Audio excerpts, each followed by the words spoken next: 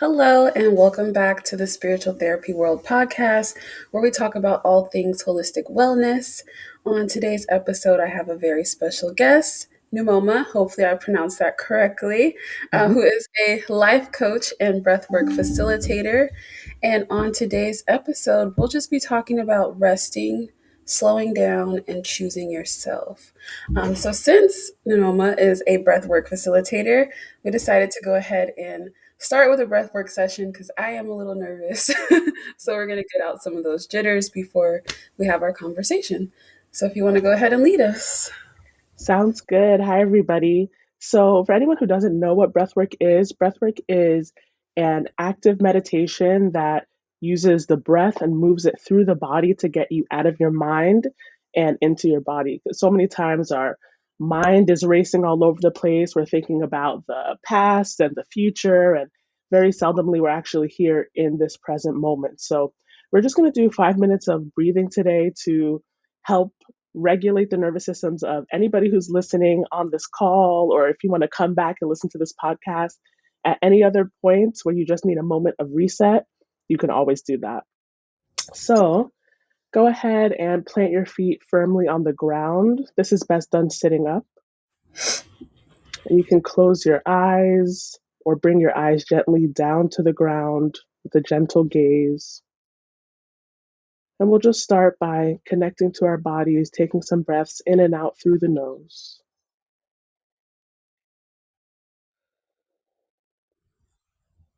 Getting yourself nice and calm in this space.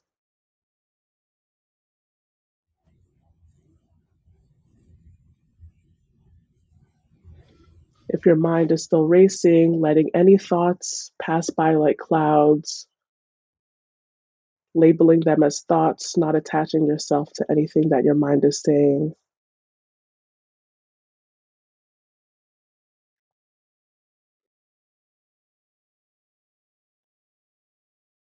As you're breathing, begin to relax your shoulders, relax any tension you're holding in your jaw. Let your arms relax, let your fingers relax.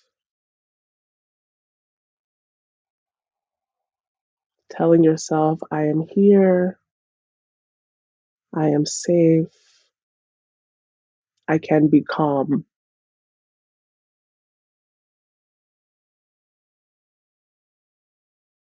And we'll be taking a deep breath through the nose, filling up the belly like a balloon, and releasing through the mouth like a straw, blowing out nice and slow. Inhaling into the belly, releasing like a straw.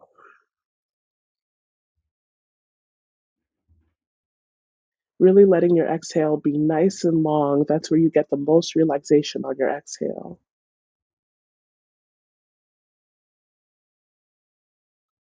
Go ahead, keep breathing like this. We're here for about 3 more minutes.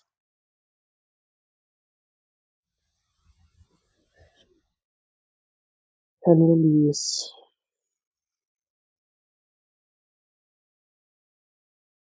Feeling the tension melt away with every exhale.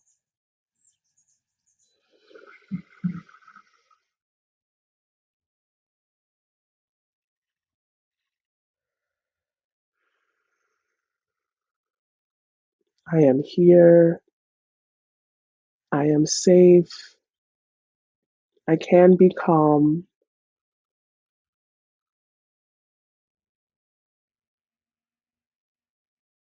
If your mind is overly racing, you can also tell yourself your own personal affirmations and put the mind to work if it's already going to be doing all that in your head.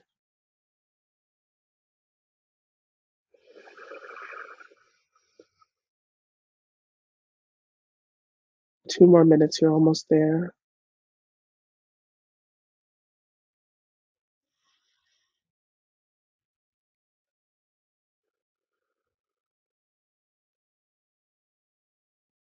And in these final minutes, on your next exhale, you're going to let out a hum. This is called the bumblebee breath. Let out a hum.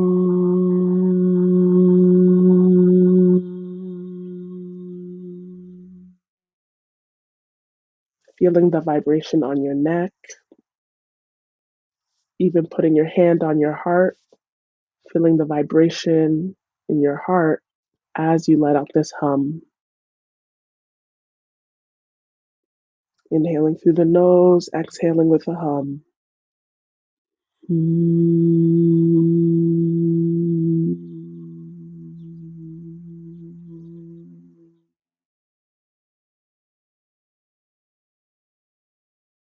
Stimulating your nervous system, your vagus nerve that runs right on the side of your neck as you do this hum.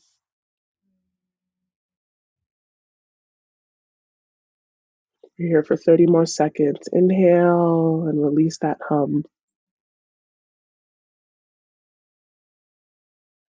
Keep breathing, you're almost there.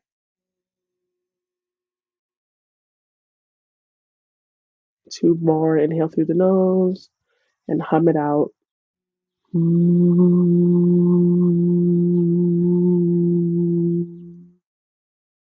Last one. And release. And before you open your eyes again, just taking a moment to come back into your body, maybe moving your shoulders around, gently moving your neck around,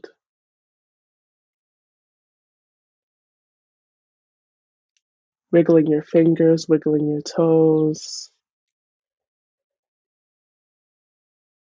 And let's go ahead and take a deep breath through the nose, bringing the arms up as you inhale,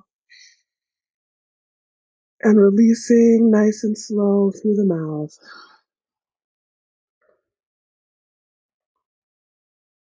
And opening your eyes again whenever you're ready. Thank you. You're welcome. All right. So I hope I hope everyone everyone feels more relaxed through that. relaxed. Yes, and enjoyed. It's just so calming. And that's how I met Nnemoma, is actually we touched Yeah. base because she completed a program that I'm currently going through to also become a breathwork facilitator. So Yes. Um, again, we're going to just be talking a little bit about resting and slowing down and choosing yourself, which I do think is very important, especially during this time of the year as we close out this calendar year and we're going into a new calendar year. I know there's some anxiety about next year with the political things going on in America, but the best thing that you can do is just choose yourself and prioritize your rest. So just Exactly. remember to slow down. We're not machines, we are human beings. And I know that it gets hard to kind of navigate this space and knowing when to slow down, when to not be too productive, maybe, and not to overthink what productiveness is, and Mm. also not to consider it being lazy. It's okay to just do nothing sometimes. All right, so I Well wanted to said. thank you. I wanted to get to know you a little bit more. So if you would like to just share a little bit about your journey and how you became a life coach and a breathwork facilitator. Yes. So it really started from recognizing that I was in a toxic work environment and my nervous system was all over the place. I was crying during work Zoom calls. I wasn't sleeping well. My mind was always on work. And I know I was dispassionate about what I was doing anyway. So when layoffs came, most people would be upset about it, but I was honestly happy and I was actually laughing because I knew that God for a while had been pushing me to do something else, to actually be able to use my gifts in better ways that would actually support people and support really women of color directly. That's really who I serve and do this work for.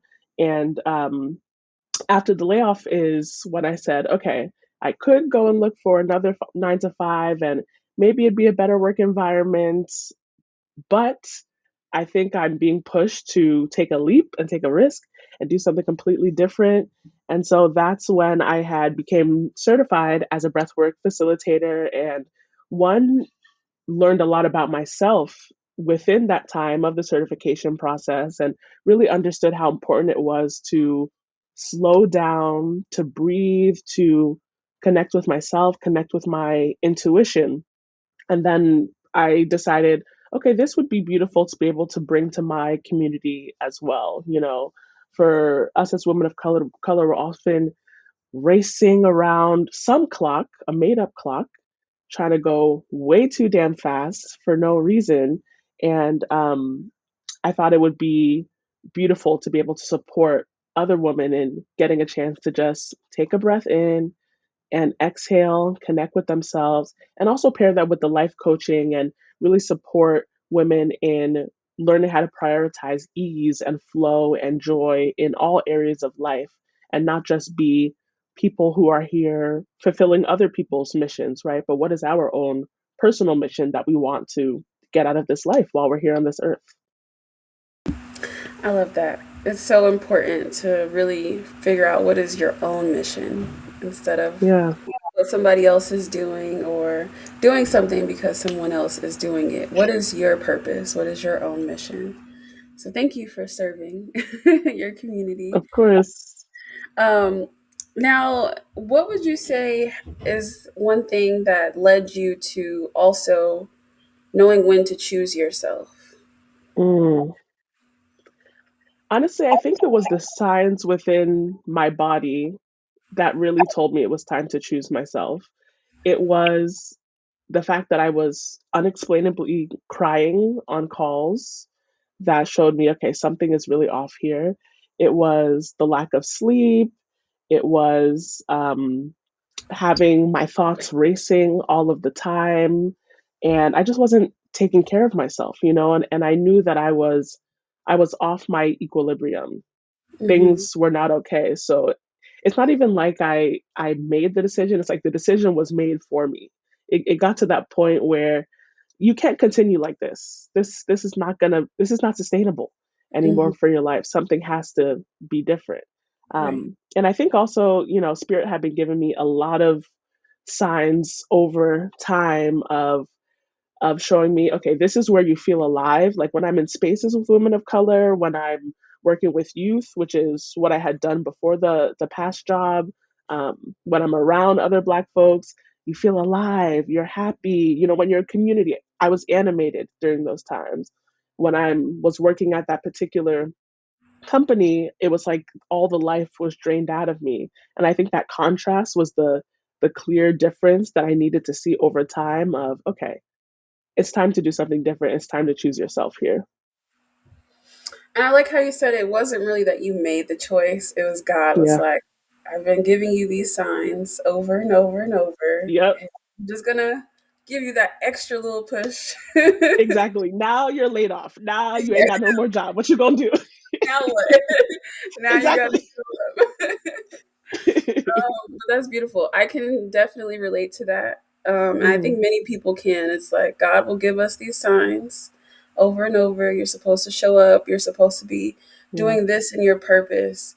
And we Mm, get so caught up in the world that we ignore it.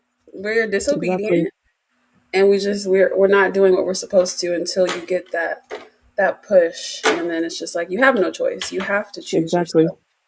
You have to choose your purpose. So Yes. that's so relatable. Thank you for Yeah. sharing that. Of All course. right. So let's see. We're also going to be talking about resting. So knowing when to rest. When do you find it that Mm. you know when to rest? Is it also just like a sign that you get in your body? Is it one of those things where you also have to be pushed to rest? It often is a sign in my body. Okay, I like to do proactive things first. Like it's important for me to have a morning routine. I call it my grounding routine where I will either maybe do everything or just based on what I'm feeling in the moment, maybe a couple things. So that could be the reading, breathing, meditating. Sometimes I'll listen to some type of inspirational podcast or so, or a YouTube video about law of attraction, right? Things to help me learn and grow my mind in that way. And then also taking a walk, getting outside, getting some fresh air, and not doing it from, okay, I need to get my steps in for the day, but more so, let me get my mind right instead, right? And not always trying to lose weight, because that's a whole nother battle in itself, Yes. but doing it for But the doing it for mental, doing you. it for the emotional, exactly, doing it for yourself. So that helps me to the grounding helps with the rest, but then also my body will tell me. Let's say I've been working at my laptop for, I feel like my body has a clock. Once it hits 2.5 hours, my shoulders are tight, my neck is tight. I feel all the stress in my upper body. And I know that if I work past that point that my body's telling me, that it actually holds on to that stress for like another 2 hours or so.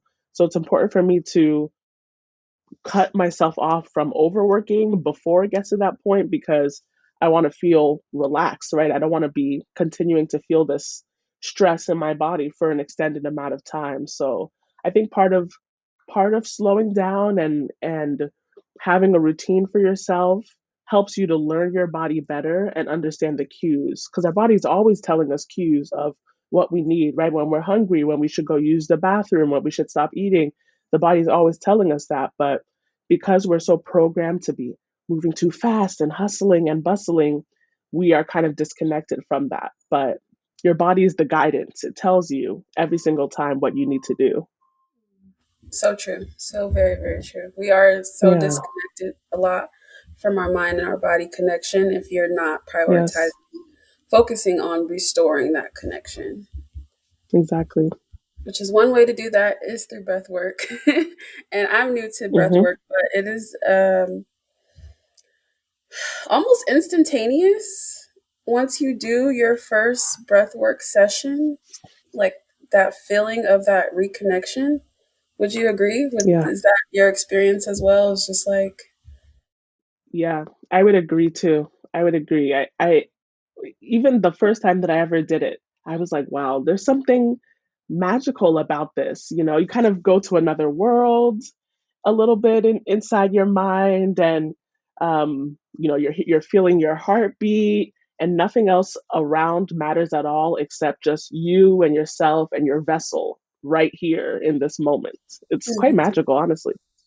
it really is. And depending on who you Yeah. have facilitating, you can go different places because, Hmm. levels of experience, they can take you further out, maybe somewhere you don't want to be actually, but facing those things that you need True. to face. So Very, that's very what true. I've been Hmm. experiencing in my journey thus far. But It's real. yeah, definitely. But then also, I think you kind of already touched on what slowing down means for you. It just means making sure you're listening to your body, making sure that you're prioritizing being proactive, but also knowing when to rest. I'm sorry, can you repeat it? It cut off a Oh, little bit. no, you're fine. I was just saying you pretty much already explained what slowing down means to you, which is basically listening to your body, knowing when to listen to your body, and then also knowing when to rest, knowing when to say, "Hey, okay, I've worked enough. It's okay to stop here." Yeah. Hmm. And I would Okay. also add to that too, is slowing down how much we do for other people. I don't know if there's any people pleasers on this call. I'm a recovering people pleaser. But part of the overwork that we do for ourselves is trying to overgive to other people, hoping that if I do more and more and more, they're going to love me more, they're going to see me as more valuable. And to what end, right? Is it when we are developing different cardiac issues, autoimmune issues, because we've been burning and spending our bodies? Is that when we learn to slow down? Or what does it look like to choose ourselves earlier and learn to set some of those boundaries and step away a little bit from maybe friends or family that are pulling on us too much or asking us to give too much, and really trying to set new patterns with people, because people have probably known us in these scenarios or known us as the people who yeah, call on this person, they're always going to have it for you. They're going to do it early, they're going to do it very well, and in fact, they're going to do it for me. I don't even have to do it for myself, right? And some of these are subconscious patterns. People may not even know that they are relying on you in that way, but once it becomes this pattern of they need me and I need them to need me, there's a major disconnection. And where are you in the whole equation? Pretty much lost, right? So I think a big part of resting is disconnecting from people who need you too much, and in this relationship that is a little bit too tight, and giving those relationships some space so you have more time to be with you and to be in your body and to breathe and do things that really matter to you versus what everybody else needs you to do. Right. Things that really resonate with you, you're not able to do if you're worried about pleasing other people. And that was my next Yes, point was exactly. like choosing yourself can be difficult, especially when you are already in those subconscious patterns of just doing everything for everyone and not putting Yeah. yourself first. You're always putting yourself on the back burner. So you might not know how to choose yourself. What is Yeah. one way you would say is one of the top ways that you can begin to start to choose yourself without feeling kind of overwhelmed, Mm-hmm. without having to, like, go into deep boundary setting, but like one simple thing that you can do? Ooh, that's a great question. What is one simple thing you can do to choose yourself? I think if you're not yet ready to do the deep boundary setting, because you're right, it's difficult, right? It's not just like you wake up one day and I'm the boundary setting queen now. It's not as simple as that. Yeah. But I think the first step would be to find ways to carve out extra time for yourself during the day that is disconnected from, watching TV or disconnected from anything that is draining your energy, but what is something that brings you joy that you can just add into your day for an additional 10 minutes, right? Like, okay, I got this little, I don't know if y'all remember when we were kids and we would do lanyards and we would make the boxes and the little staircases. So I had just ordered off of Amazon some lanyard because I wanted to, right? Like I was a very crafty child and I used to read a lot. So that's why I've incorporated more play into my day and my routine as a way to choose myself and just have time with only me, right? Because maybe someone on the outside may be like, oh, it's kind of silly that you're playing with that. But it's not silly for me. It's fun for me. So, what is a small, fun thing that you could incorporate back into your life that likely you used to do as a child that can be a way for you to choose yourself, even if it's just 10 minutes in the day. I love that. Choosing Mm. joy. Choosing joy Yes. is the first step to choosing yourself. Yes. I love that. And I used to do lanyards too, so maybe send me your Amazon link so I can Yes. go ahead and You gotta order get too. yourself some lanyard for real. Yes. And when I tell you, it took me too damn long to figure out how to start this thing. So I got maybe 3 rows, but we gonna get it. Okay, we gonna Yep. get it. And by no time you'll be doing them back to back to back. Exactly.